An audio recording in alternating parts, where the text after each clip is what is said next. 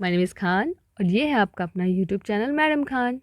और मैं इस चैनल पे आप सभी का खैर मकदम करती हूँ। और जैसा कि अभी तक सबको ये न्यूज़ पता चली गई है कि जो यूपी पीसीएस है वो पोस्टपोन हो चुका है 7 मार्च 2024 को। ये ऑफिशियली नोटिफिकेशन जारी हो चुका है यूपी पीसीएस की तरफ से, आयोग की तरफ से। और ये जो एप्लीकेशन था ये हमारे इस साल का पहला एप्लीकेशन था जो 1 जनवरी 2024 को आया था, और ये पहला ही एग्ज़ाम है जो इस तरीके से पोस्टपोन किया गया है। और इसके कारण जो बताए गए वो अपरिहार्य कारण है स्थगित के। और ये जो एग्ज़ाम है जो 17 मार्च 2024 को होने वाला था, अब ये जुलाई के लिए एक्सटेंड कर दिया गया है। ठीक है, ये संभावित है, अभी एग्जैक्ट डेट नहीं है। तो खैर हम जानेंगे इस वीडियो में पहला कि आरओ और यूपीपीसीएस और यूपीएससी देने वाले जो लोग हैं उनके बीच में क्या कनेक्शन है, क्या इफ़ेक्ट पड़ने वाला है इस इन चीज़ों का जो हाल फिलहाल में चीज़ें घटनाएं घटी हैं। दूसरा है कि जो ये अपरिहार्य कारण है, क्या रीज़न है एक्चुअली इनका, और क्या लॉजिकल रीज़न है जो जिसकी वजह से इन पेपर को कैंसिल करना पड़ा, पोस्टपोन करना पड़ा, सॉरी। और चौथा जो है कि अब हम आगे क्या करें, इन सारे एग्ज़ाम के जो इफ़ेक्ट है वो क्या हुए हैं और अब हमें आगे क्या करना चाहिए, तो हम इस बारे में इस वीडियो में ज़िक्र करेंगे।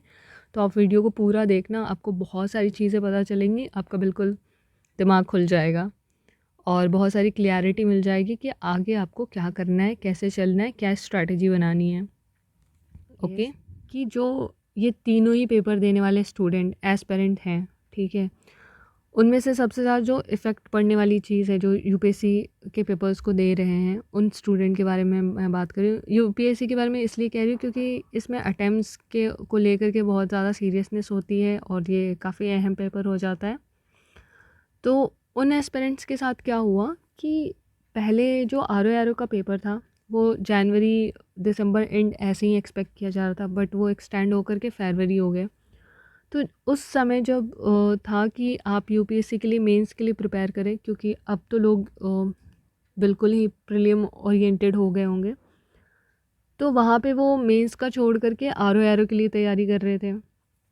चलिए ठीक है, अब जब आरओ में पेपर लीक हो गया, ठीक है, तो इस यहाँ का पढ़ा हुआ जो अ, था आपको काम आने वाला था, जो सबसे ज़्यादा काम आता वो यूपी पीसीएस में काम आने वाला था, लेकिन अब यूपी पीसीएस के साथ भी खेला हो गया है। तो ये जो टाइम इन दोनों चीज़ों को देने में गया है उसका असर अब यूपीएससी पर पड़ने वाला है। ठीक है, ये सीधी सी बात है, क्योंकि आप कितना भी इंटीग्रेटेड होके पढ़ेंगे, तीनों एग्ज़ाम को लेके जो भी इंटीग्रेटेड सोर्सेज हैं उनको मिलाया, उनको पढ़ा, हाँ काम आएगा। लेकिन जैसे जैसे जब भी जो भी एग्ज़ाम के लिए आप प्रिपेयर कर रहे हो, स्पेसिफिकली वो एग्ज़ाम आता है करीब, तो आप उसके लिए ओरिएंटेड हो जाते हो, पूरी तरीके से उस पर स्विच कर जाते हो, तो वो समय तो आपका टाइम ख़राब ही हो गया बिल्कुल से। और इसका आरओ का जो आप यूज़ कर सकते थे बहुत अच्छे तरीके से, वो यूपी पीसीएस में कर सकते थे, लेकिन अब वो भी एक्सटेंड हो चुका है। तो बहुत सारे लोगों का, बहुत सारे स्टूडेंट्स का जो है, जो टाइम, इमोशंस इसके साथ थे, वो एज, अटेम्प्ट्स, और अब तो पैसे भी, क्योंकि बहुत सारे लोगों ने जाने के लिए पैसे, रिजर्वेशन वगैरह वगैरह बहुत कुछ करा रखा था, लेकिन ये सारी चीज़ें ना बर्बाद हो गई बिल्कुल से। तो हाँ, ये बहुत ज़्यादा आरओ और सिर्फ यूपी पीसीएस पे ही ध्यान था जिनका, वैसे स्टूडेंट का तो बिल्कुल मोह ही भंग हो चुका है कि अब हम क्या करें, क्योंकि अब वो प्रशासन और यूपी पीसीएस के आयोग और इन पे उनका भरोसा कम हो चुका। ठीक है, और वो इतने लंबे समय से इन प्रोसीजर्स में थे, तो अब शायद वो हो सकता है कि वो पूरी तरीके से इन एग्ज़ाम्स पे रिलाय करना, या एक्सटेंड हो गया है तो शायद वो आगे को पढ़ाई करना बिल्कुल ठप कर देंगे कि अभी तो पढ़ना नहीं है, तो उनका हो जाएगा मोह भंग।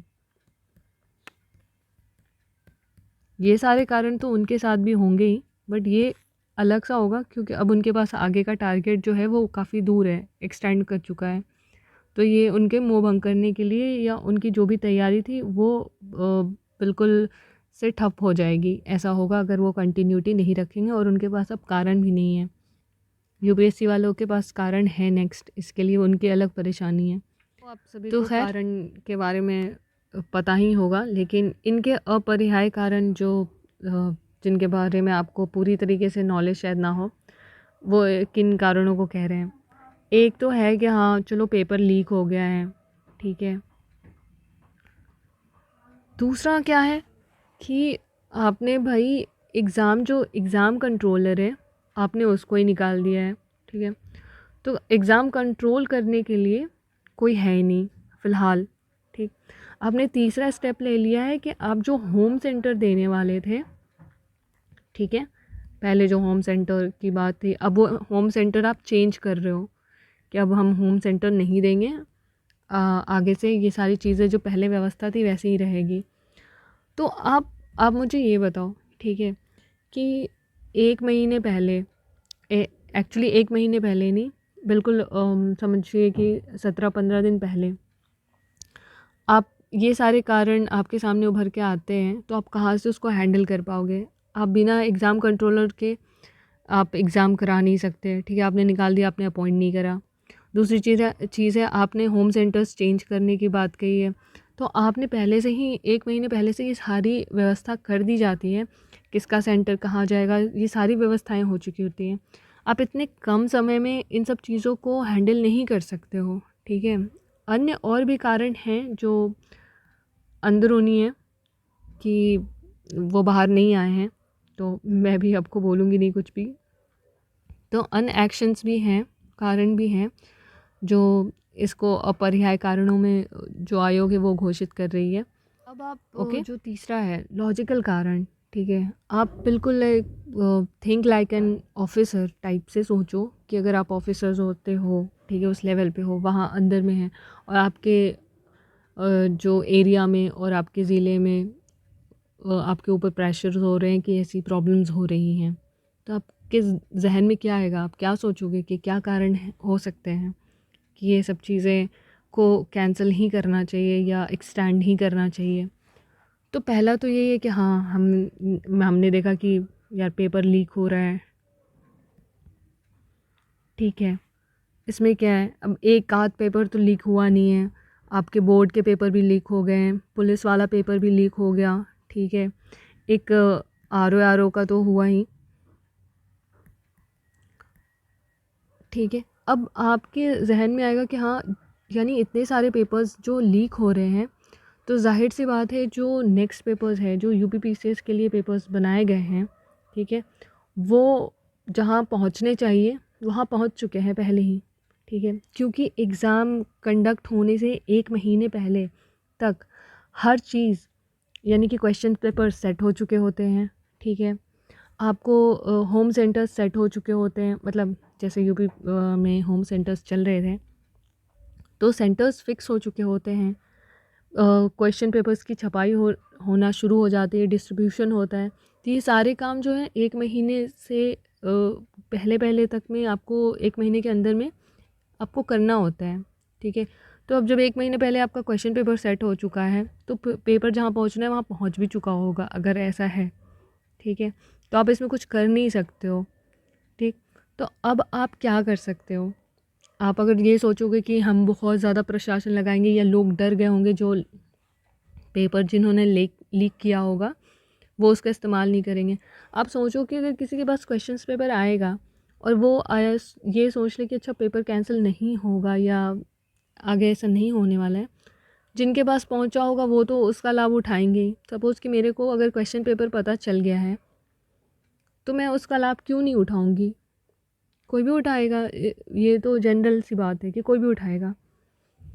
तो आप उसको रोक नहीं सकते हो। आप कितने भी फ़ोर्स, प्रशासन, हर चीज़ को ठीक कर लोगे, तो भी उस चीज़ को आप उस तरीके से नहीं रोक पाओगे।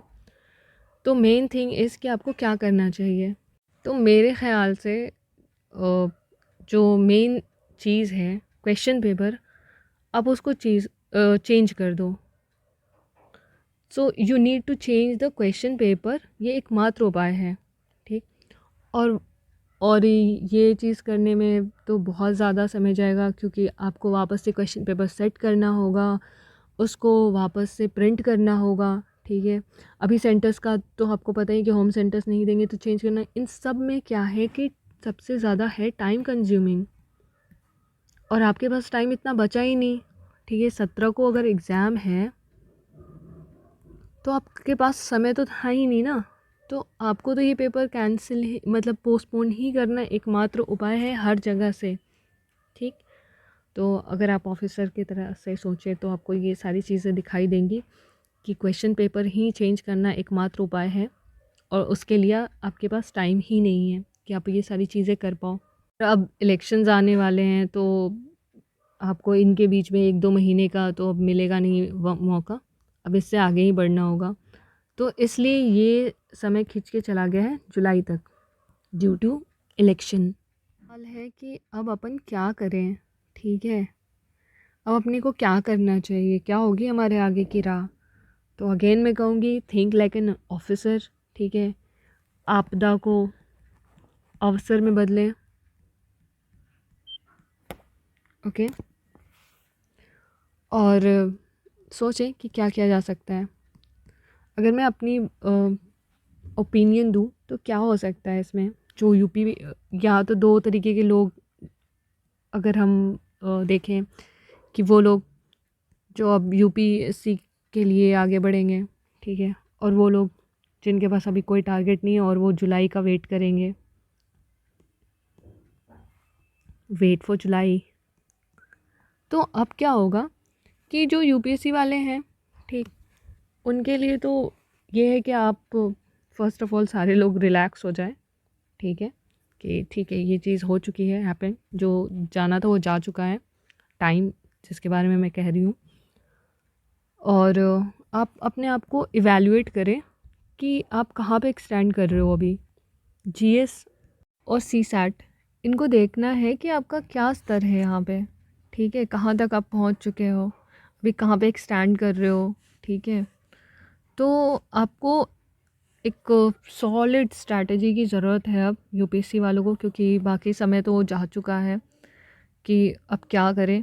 और आपको पेपर देना है नहीं देना है वो 26 मई से पहले आप सोच लेना कुछ दिन पहले कि हाँ अब मुझे मेरे अटेम्प्ट्स के साथ क्या होने वाला है। अदरवाइज़ आपका जो भी प्रिपरेशन है आप तगड़े तरीके से करो, क्योंकि आगे जो पेपर आने वाले हैं आर ओ के, ठीक है, तो वहाँ पे आपको काम आ जाएगा, यूपी पीसीएस के पेपर्स में काम आ जाएगा, क्योंकि आपकी कंटिन्यूटी बरकरार रहेगी। ठीक है, उसके बाद बीपीएससी के भी पेपर्स आ जाएंगे। तो आप अगर अच्छे से तैयारी अभी करोगे और आपको फ़ील आएगा कि आपको अटेम्प्ट लेना चाहिए यूपीएससी का, तो भी ठीक है। अगर आपको नहीं आता है वो फ़ील, तो भी आपके पास ये सारे ऑप्शंस हैं, तो आपका वेस्ट नहीं होगा पढ़ाई, आप कंटिन्यूटी में रहोगे। अब यूपी पीसीएस वाले जो हैं, जिन्होंने यूपी पीसीएस और आरओ स्पेशली टारगेट कर रखा था, वो तो मेरे ख़्याल से उनके लिए आगे की राह ये होगी कि आप जो घटना चक्र है, ठीक है, सारे सब्जेक्ट के, उनको आराम से अभी आप लगा सकते हो। ठीक है, एकदम आराम से करोगे तो सारे ही कर जाओगे। तो अगर आपने इसको बहुत अच्छे से प्रिपेयर कर लिया जितना टाइम है, तो आपके आने वाले, क्योंकि ये सारे ऑप्शंस आपके लिए भी तैयार होंगे आने वाले समय में, ठीक, तो आप यहाँ पे आप बहुत अच्छा स्कोर कर पाओगे। तो आप एक बढ़िया से स्ट्रैटेजी बना करके आप, मेरे ख़्याल से जो यूपी पीसीएस वाले हैं, जो मतलब जो यूपीएससी को नहीं दे रहे हैं, स्पेशली टारगेट पीसीएस और आरओआर जैसे एग्ज़ाम को लेकर के, तो आप सारे के सारे घटना चक्र जो भी सब्जेक्ट्स के हैं, आप धीरे धीरे करके ना उनको निपटा दो। ठीक, ताकि जब आपका पेपर आए तो आप भी रेडी रहो। और यूपीएससी के लिए कि भाई आप अपने आप को एवेल्यूएट करें, देखें कि आप कहाँ पे स्टैंड कर रहे हैं, और उस चीज़ को लेकर के एक बहुत तगड़ी स्ट्रैटेजी बनाएं कि अब मुझे क्या करना है।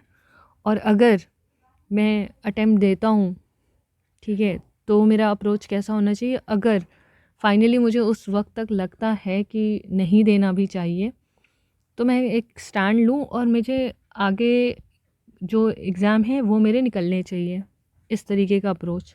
ठीक है, तो ये रहा मेरे तरफ से ओवरऑल जो भी यूपी पीसीएस को लेकर के कंट्रोवर्सी थी, उससे निकलने वाले जो इफ़ेक्ट्स थे जो स्टूडेंट्स पे पड़ने वाले थे, तो वो सारी चीज़ें मैंने बता दी है। अगर आपको पसंद आया तो प्लीज़ आप वीडियो को शेयर करें, लाइक करें और सब्सक्राइब करें। चाहते हो कि मैं यूपीएससी या यूपीपीसीएस या आरओआरओ या अदर कोई एग्ज़ाम्स के लिए अगर डिटेल स्ट्रेटजी आपको बना करके दूँ, तो आप प्लीज़ मुझे कमेंट कर सकते हो। तो मैं आपको एक डिटेल 360 डिग्री अप्रोच के साथ एक strategy month wise, week wise और डे वाइज इस तरीके से डिस्ट्रीब्यूट करके टाइमलाइन को मैं आपको बता सकती हूँ। तो इफ़ यू आर इंटरेस्टेड तो आप मुझे कमेंट कर सकते हो, तो मैं इस बारे में आगे वीडियो लाऊंगी।